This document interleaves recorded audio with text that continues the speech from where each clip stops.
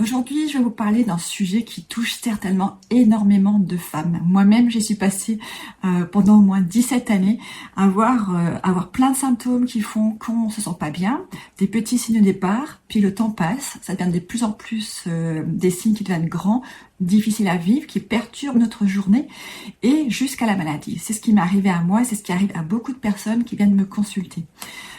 Alors pourquoi ces analyses disent que tout va bien alors que pourtant, nous, on sent bien qu'il y a quelque chose qui ne va pas.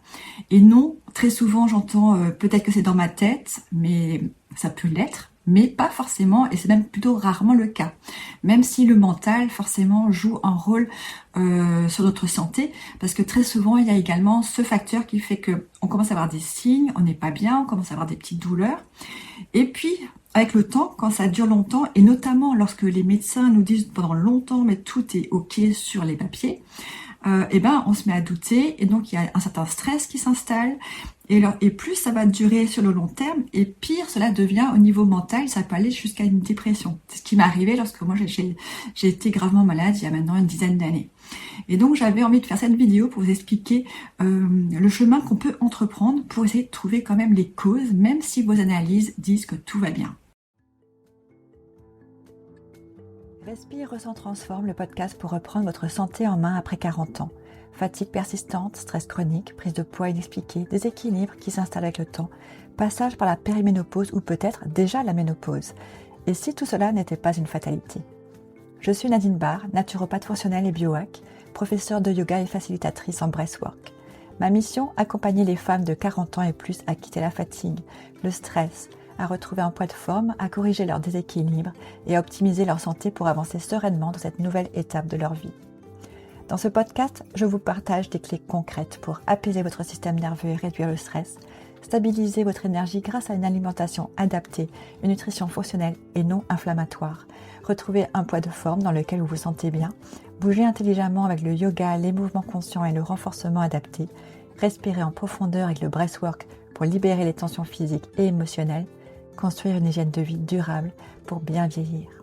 Ici, un peu de théorie et surtout des outils simples et concrets et applicables dans votre quotidien. Chaque épisode vous aide à mieux comprendre votre corps et à passer à l'action pas à pas.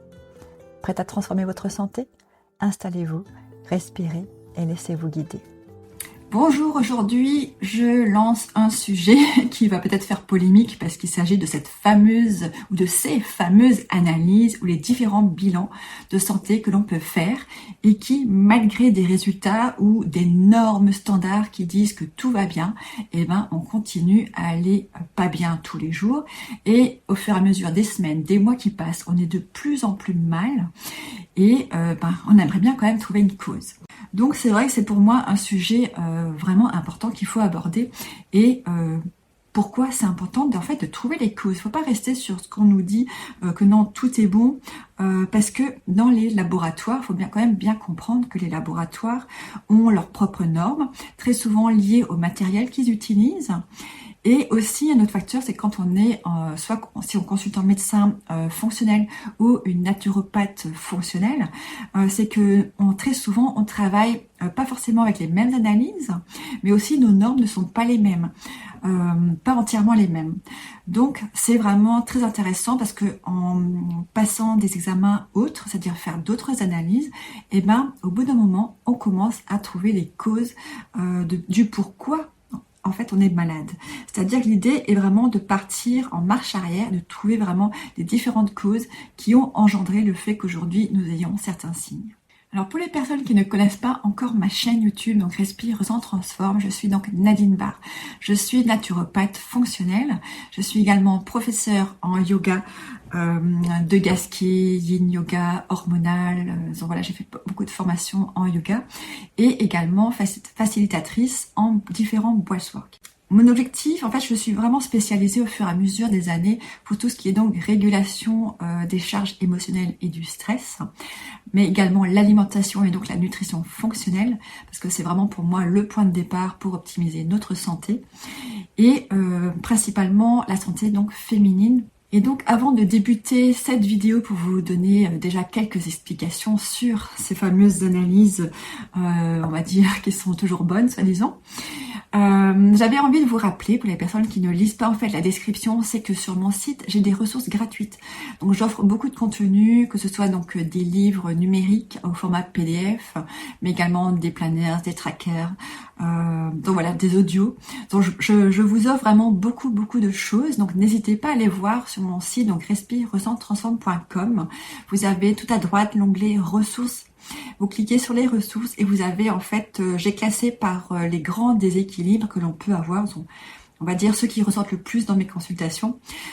Sur chaque page, il y a une explication de ce que ça veut dire ce déséquilibre, mais également qu'est-ce qu'on peut mettre en place tout de suite dans son quotidien pour commencer à travailler sur ces points-là.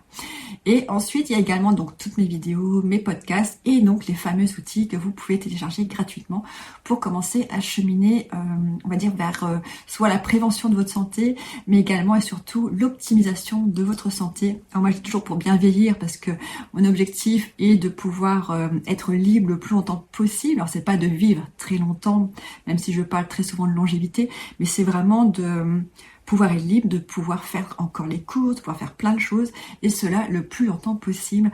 Donc ça, c'est vraiment ma ligne directrice. Donc n'hésitez pas à aller sur mon site pour aller découvrir toutes ces ressources gratuites.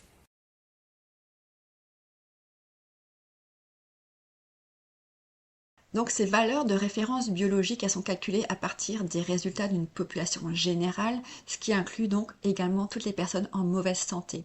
Et elles ne mesurent pas votre vitalité, ne détectent pas vos déséquilibres fonctionnels précoces, et elles ne vous parlent pas spécifiquement puisqu'on est toutes différentes. Donc je vais vous expliquer par des exemples concrets les différences. Alors le premier exemple qui va certainement parler à la majorité des femmes, c'est la ferritine. La plupart des laboratoires en fait considèrent qu'une ferritine normale est entre 10 et 15 nanogrammes de ferritine dans chaque millilitre en fait de votre sang.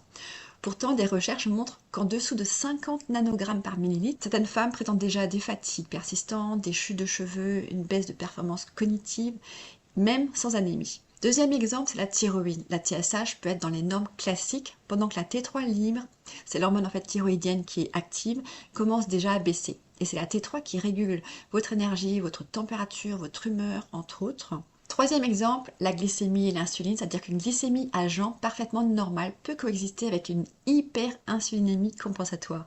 C'est-à-dire c'est déjà un signe précoce du fait qu'il y a une résistance à l'insuline qui s'installe, et ça se fait déjà bien avant qu'on ait les résultats de diabète de type 2. Dans les trois cas, votre médecin est rassuré, mais vous vous sentez toujours pas bien.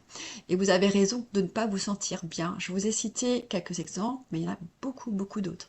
D'où l'importance de ne pas attendre de remarquer en fait les signes des déséquilibres et de ne rien faire. Il faut vraiment passer à l'action. Parce que ce que vous ressentez, ce sont souvent des déséquilibres fonctionnels. Ils sont discrets, progressifs, invisibles sur un bilan standard.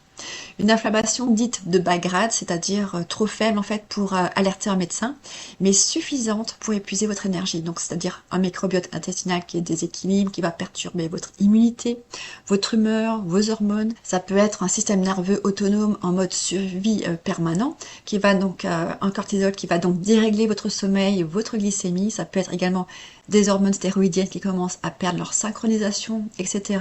En fait, chacun de ces éléments passe sous le radar, mais ensemble, ils créent un déséquilibre qui va en fait continuer à s'amplifier avec le temps. Donc en naturopathie fonctionnelle et en biohacking, on part d'un principe fondamental. C'est-à-dire, votre corps ne fonctionne pas en morceaux. Alors je vais expliquer un exemple concret. Dans la médecine classique, chaque spécialiste en fait s'occupe d'une partie de votre corps. Vous avez par exemple des douleurs pelviennes, on va vous envoyer chez le gynécologue. Vous avez des problèmes au niveau de la thyroïde, on vous envoie chez l'endocrinologue. Vous avez des maux de ventre, on va vous envoyer chez le gastro-entérologue. Vous avez des douleurs articulaires, on va vous envoyer chez un rhumatologue. Vous dormez mal, on vous envoie chez un neurologue. En fait, chaque médecin regarde sa partie, et dans sa partie, tout peut sembler correct, mais en fait, personne ne regarde tout l'ensemble.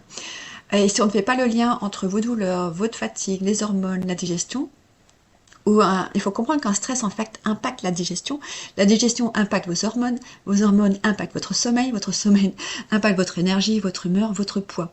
En fait, tout est vraiment connecté et ça fonctionne donc sous forme de réseau.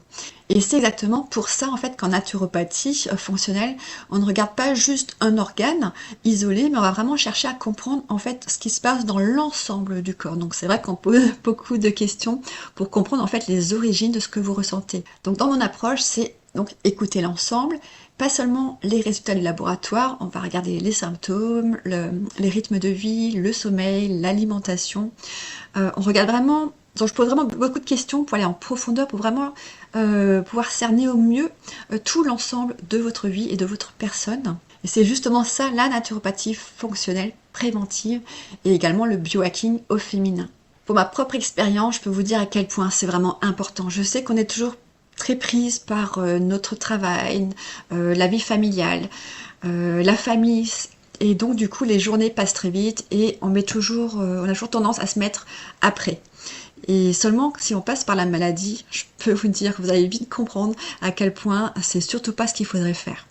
Il faudrait vraiment prendre le temps d'écouter les signes, de les noter pour pouvoir justement commencer à faire le point et surtout de passer à l'action, parce que sans passage à l'action, ça ne sert à rien. Moi-même, j'ai fait cette expérience-là, j'étais tellement prise par mon travail que j'ai pas pris le temps d'écouter. Je les voyais régulièrement pendant 3 années, je les ai sentis augmenter et pourtant je n'ai pas pris le temps de me poser. Et voilà, je suis tombée malade et vraiment je vous invite à ne pas faire la même erreur. Donc si vous sentez vraiment que voilà, vous avez plein de symptômes, que vous commencez à ne pas être bien, à perdre votre énergie, à avoir du mal à dormir, à prendre du poids, ou peu importe en fait les symptômes, prenez ce temps-là de prendre des notes et prévoyez peut-être de commencer à consulter quelqu'un pour vous aider à éviter justement de tomber malade avant que ce soit trop tard. Alors même si vous êtes déjà malade, heureusement, ça ne veut pas dire qu'on ne peut plus rien faire. Bien sûr qu'on peut toujours faire quelque chose. Alors je ne dis pas pour toutes les maladies, mais pour une grande majorité. Mais ça reste toujours le passage à l'action. Alors oui, ça prend du temps de consulter, ça prend du temps peut-être de devoir changer son mode de vie, c'est perturbant parce que en tant qu'être humain, notre mental, lui, il aime sa zone de sécurité, sa zone de confort, il aime pas ce qui change.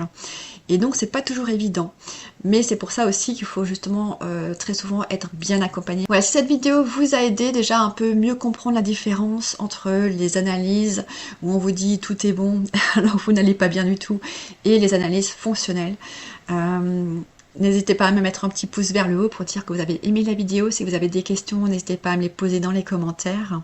Et si cette vidéo vous a vraiment apporté des éléments intéressants, n'hésitez pas à la partager à votre entourage. Vous avez certainement des personnes qui en auraient peut-être besoin. Voilà, je vous souhaite